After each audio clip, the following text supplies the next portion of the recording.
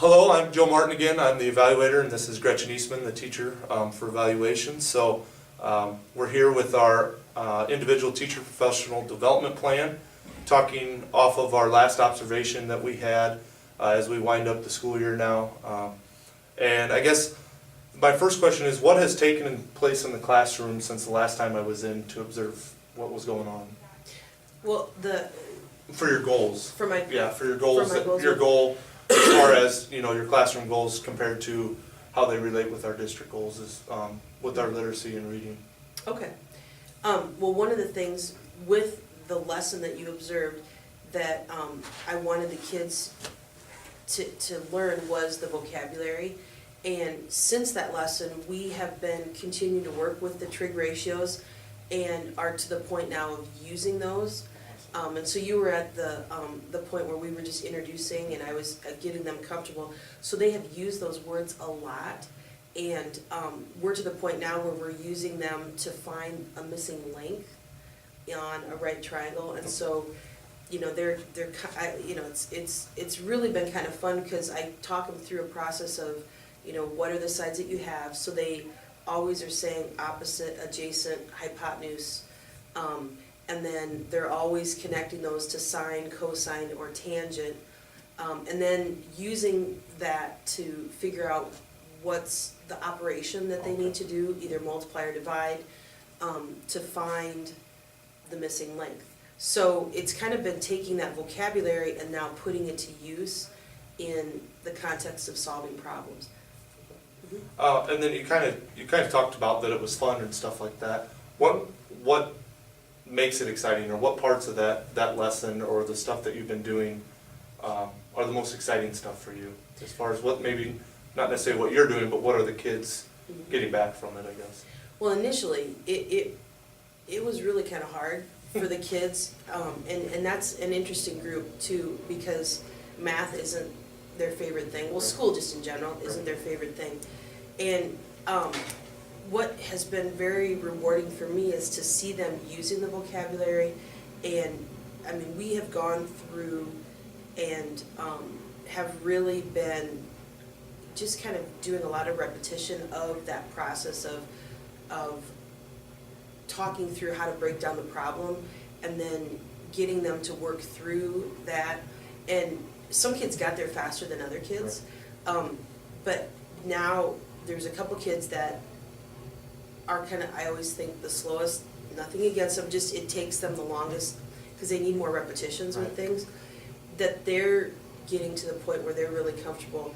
And it was kind of like this aha moment where they were finally able to more independently talk themselves through. And one thing that I did give them for support was like kind of a study guide that had the steps written down, and I could see them actively following along with that. And so just giving them some supports, just that study guide has been helpful. And that's something that I don't always do.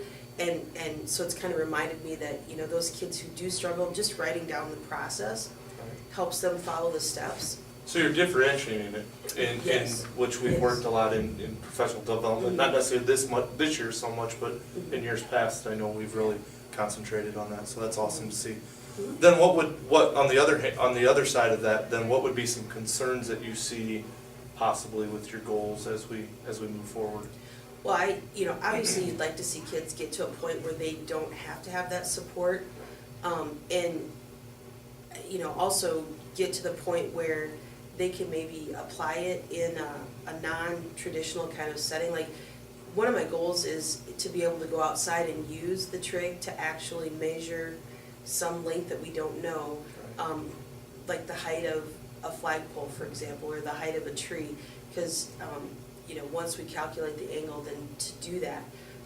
And so I think what I need to do is transition them, that instead of it just being a triangle, start to have the vertical height be some objects, or the longer height.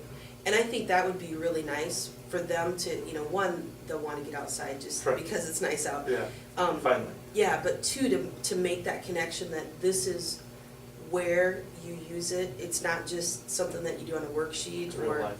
Yeah, exactly. So that's kind of the thing I'm hoping to get them to do it. I'm kind of curious how they'll respond Okay. in that more non-traditional setting. Going along with that, then, what are like some tools that you could see that you maybe would need to use, or would be nice to have, I guess, so to speak, if we needed to get something for you, or, you know, what would be, I guess, your ideal setting to be able to do that? Yeah, I think and I can't right now think of the name of the device, but just the device to measure that angle, Okay. which I think one of our other math teachers has. I just need to talk to him and get that. That's probably the only other thing. And I mean, we have good measuring, you know, we have a good set of measuring tools and stuff. So I do think we have all the equipment and everything. The thing for me sometimes with that group of kids is just to have the support because it gets a little bit out of the classroom and they kind of want to run. And just if something would happen that behavior-wise needs to be dealt with, I think that's probably the thing that I'm always concerned about, is just making sure that they're not Right. lost, Right. you know?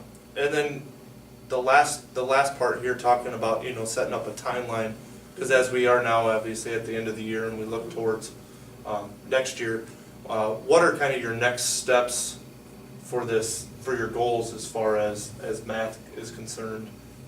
Maybe more specifically pre-algebra, I guess, since that's the class that we're really kind of focusing a little bit on. Well, you know, in terms of our literacy goal, which, you know, we want all students to be proficient readers and make a year's progress, I want to make sure to continue and use the strategies we've been developing with, you know, for example, the direct instruction with vocabulary. I would like to, with this group, use those exit tickets more regularly and have them, you know, we also talked about summarization strategies this year, that I would incorporate that a little bit more. I think sometimes I am hesitant to use writing with this group just because school is not their favorite thing. Right. But to not be afraid to have them do some quick writes or just, you know, 2 or 3 sentences where they're summing up what they're learning, because I do think that has been very helpful for the other kids as we've been learning it. So not avoiding using those strategies with this group, but incorporating them, because I do think it is helping. And just understanding too that it's going to take more than just direct instruction for some kids to understand the words.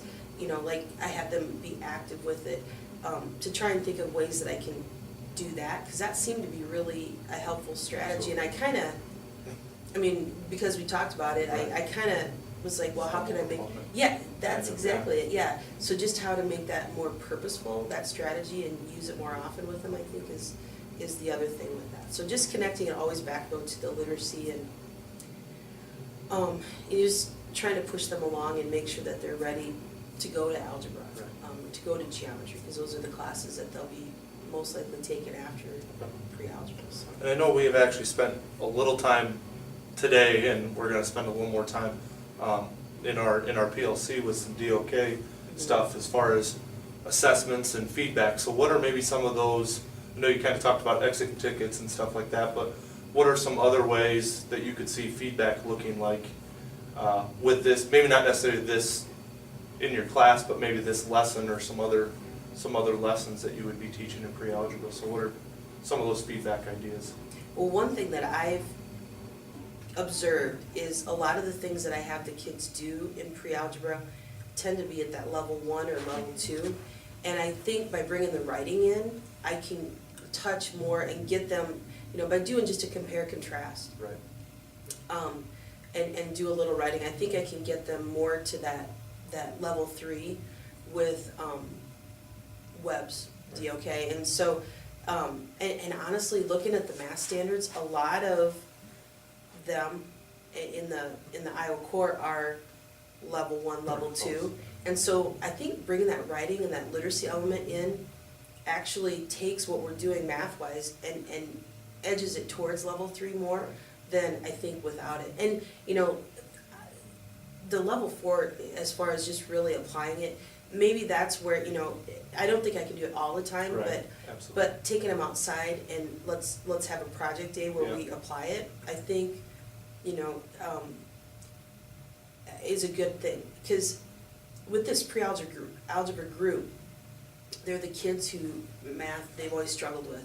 And so there's that tendency to want to just keep it basic, keep it easy, you know, keep it kind of, I'm not going to call it low level, because I mean they're doing thinking and stuff, Right. but at that level 1, because that's all they can do. Well, I've kind of learned from doing this that I can stretch those kids and they can rise, and really I probably need to do that more because they need to be pushed, and you know they're behind for whatever reason, and in order to get them at least sort of caught up, you've got to keep pushing that, and they can do that, Right. that level 3, level 4 thinking with supports especially, Yeah. so. And doing projects makes it a little bit more hands-on for them, so maybe they don't realize they're doing some of those other things. And Exactly. obviously, as a physical education teacher, that's one thing that I really notice, that the kids, when they're moving and doing something, they don't really maybe realize they're doing or learning that actual material. So Exactly. going kind of then the last question here is